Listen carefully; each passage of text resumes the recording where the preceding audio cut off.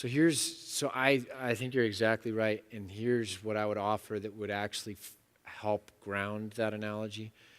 We didn't talk about it today, but if we did, common grace, which is a category that all faiths subscribe to, common grace, the weather, the fact that rain make the crops grow, and that sunlight helps photosynthesis, and that food nourishes our body, and that gravity does its thing, and that our atmosphere does its thing.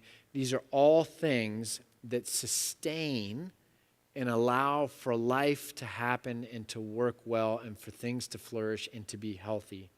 And we depend necessarily on those common grace elements. And both the wicked and the righteous benefit from common grace.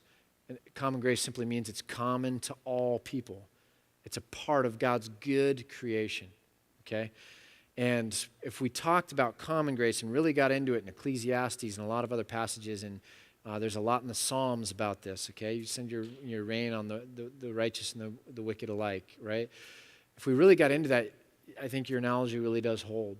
That grace is a whole lot of these elements together as one thing, grace, that sustains life.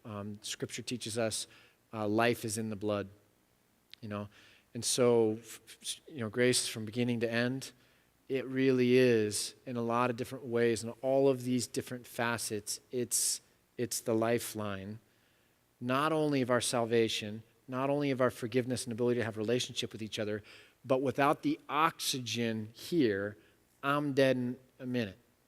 And the fact that oxygen is here, common grace, is part of what is sustaining me and allowing me to have life. So I think your analogy is a great one.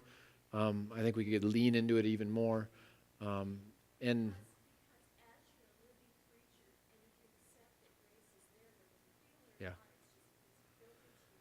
yeah.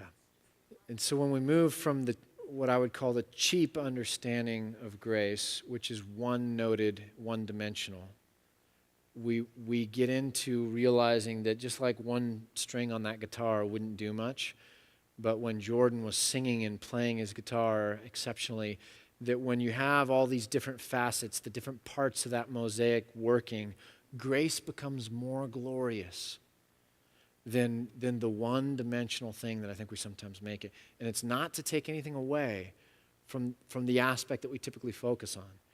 But I think 3 dimensions show God's character so much more than 1 dimension. So